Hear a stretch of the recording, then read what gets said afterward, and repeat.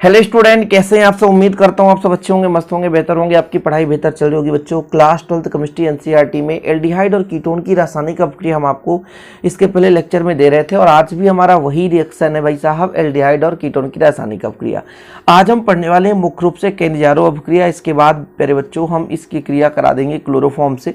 देखते हैं क्या क्या पढ़ लेंगे। आज शुरू करते हैं केनिजारो अभिक्रिया। पहला, केनिजारो अभिक्रिया एल्डिहाइड में जिसमें अल्फा हाइड्रोजन परमाणु ना हो तभी उसमें अभिक्रिया संपन्न हो पाएगी। अब बात कर रही बच्चों की अल्फा हाइड्रोजन क्या है सर, अल्फा हाइड्रोजन ही हमें पता नहीं है, तो थोड़ा आप समझ लें कि जब हमारे पास कोई भी यदि फंक्शनल ग्रुप हो, हमारे पास क्रियात्मक समूह हो, जैसे हमने कहा CHO, एक हमारे पास एल्डिहाइड का समूह है। इसके साथ जो पहला कार्बन होगा बच्चों वो अल्फा कार्बन और उसके साथ जुड़ा हुआ हाइड्रोजन जो है अल्फा हाइड्रोजन कहलाता है। यदि दूसरा कार्बन है इस क्रियात्मक समूह से तो वो बीटा कार्बन और उससे जुड़ा हुआ हाइड्रोजन बीटा हाइड्रोजन कहलाता है। ये चीज़ आपको रखना है याद, ठीक है, कि किसी भी क्रियात्मक समूह से जुड़ा हुआ पहला कार्बन वो अल्फा कार्बन कहलाता है, उसके साथ जो भी हाइड्रोजन जुड़ा होगा वो उसका अल्फा हाइड्रोजन कहलाता है। इसी प्रकार से बच्चों दूसरा कार्बन बीटा कार्बन और दूसरा जो हाइड्रोजन है कार्बन के साथ जो जुड़ा है उसे हम बीटा हाइड्रोजन कहते हैं। तो जिन एल्डिहाइड में अल्फा हाइड्रोजन परमाणु नहीं होते वही केनिजारो अभिक्रिया संपन्न कराता है। यदि अल्फा हाइड्रोजन परमाणु है तो फिर उसमें केनिजारो अभिक्रिया संपन्न नहीं होगी। उसे हम क्षार के साथ गर्म करेंगे। क्या करेंगे? क्षार के साथ गर्म करेंगे तो ऑक्सीकरण अपचयन होता है, दोनों क्रियाएं साथ साथ होती रहती है इसमें।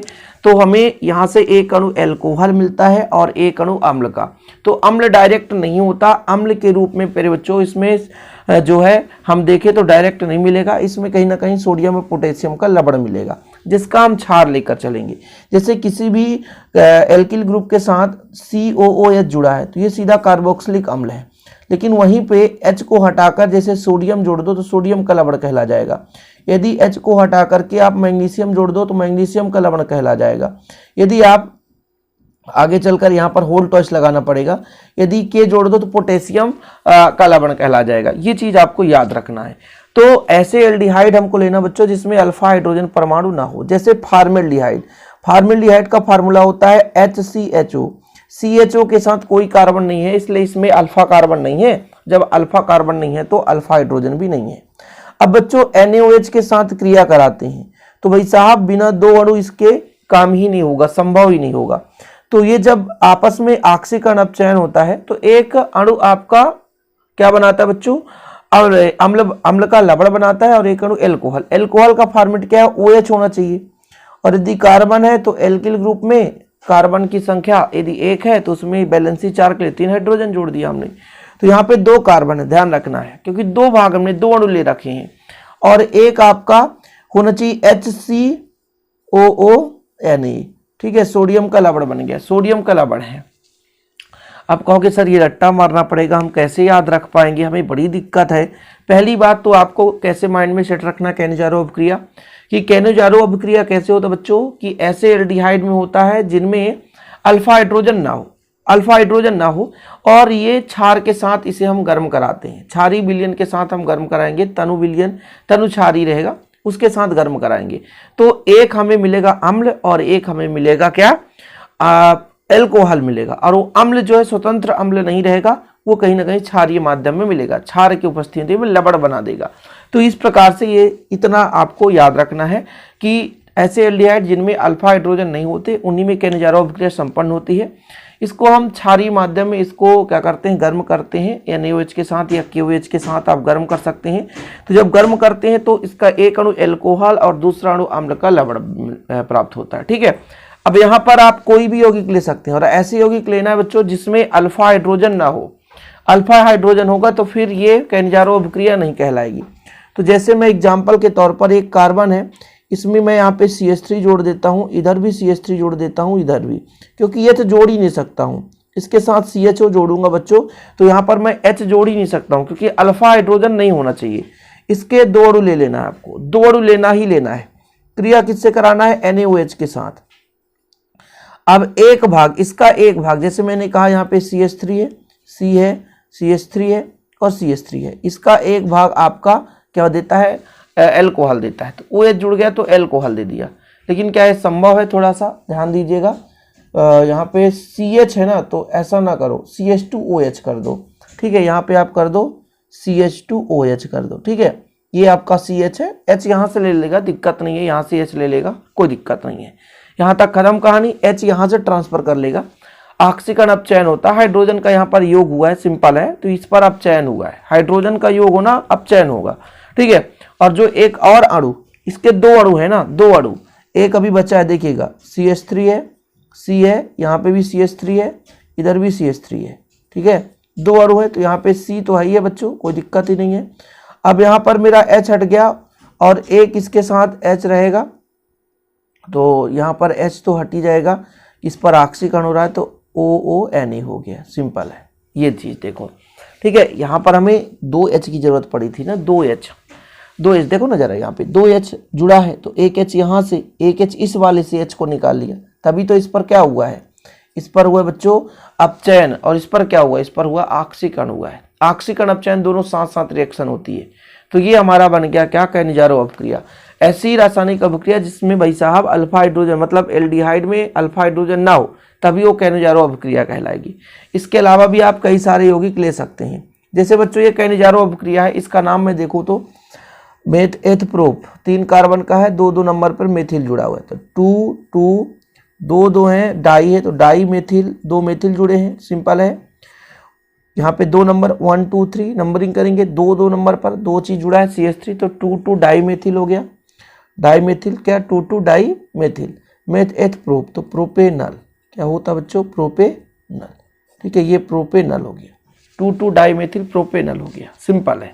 ठीक है, अब यदि मैं इनका नाम कहूँ तो इसका भी नाम आप दे सकते हो, जैसे यहाँ पर कितने कार्बन, 1 2 3, और 2 नंबर पे आपका वही 2 2 डाई मेथिल, तो यहाँ पर प्रोपेनल था CHO के कारण, तो यहाँ पर 2 2 di methyl, 2 2 di methyl propanal, क्या प्रोपेनाल, प्रोपेनाल है, OH है, तो प्रोपेनाल हो जाएगा। ठीक है, अब इसको आप देखेंगे तो यहाँ पर लिख सकते हैं 2 2 डाई मेथिल प्रोपेनोइक अम्ल का सोडियम लवण, प्रोपेनोइक अम्ल का सोडियम लवण, इस तरीके से।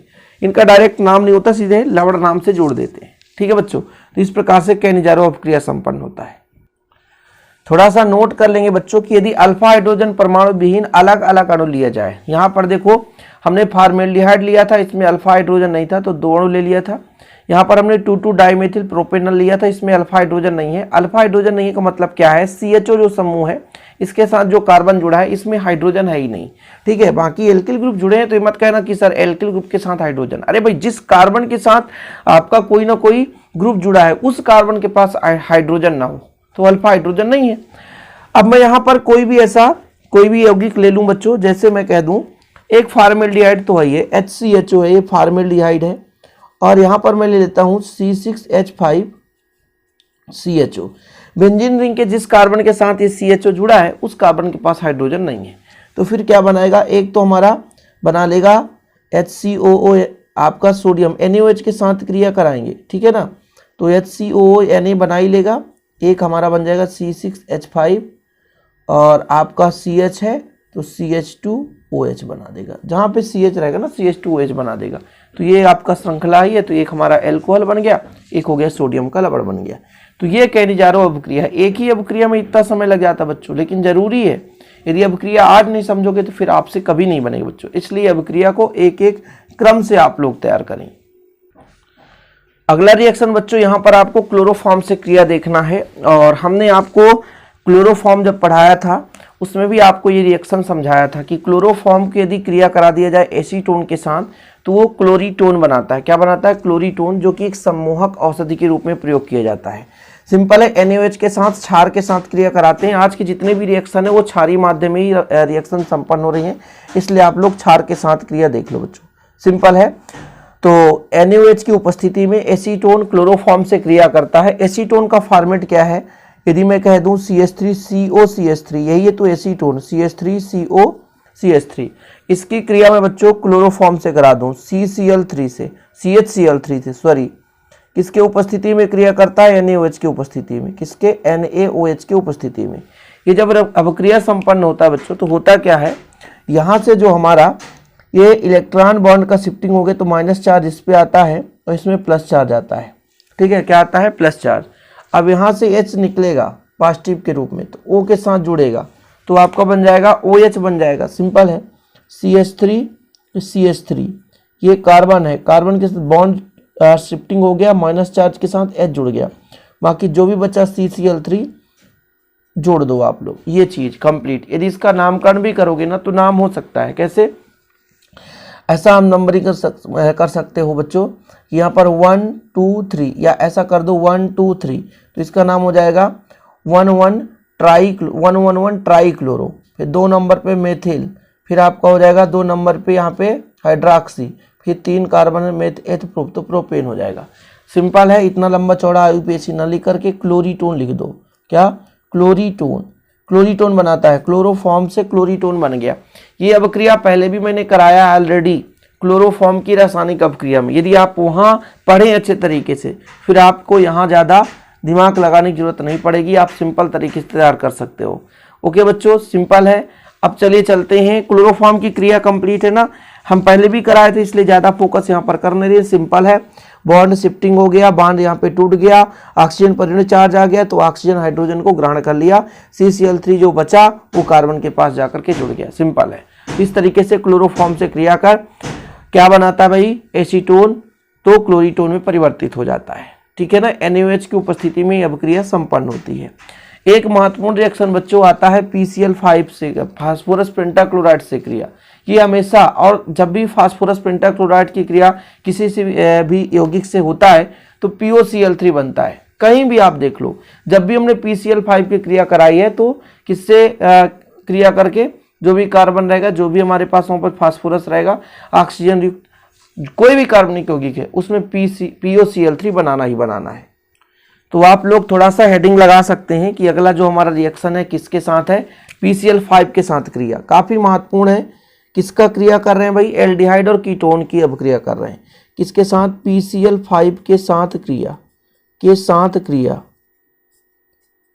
लंबा चौड़ा रिएक्शन चलता है, इस चैप्टर में काफ़ी समय हो चुके हैं और हम लगातार वीडियो दे ही रहे हैं जब तक समाप्त नहीं होगा।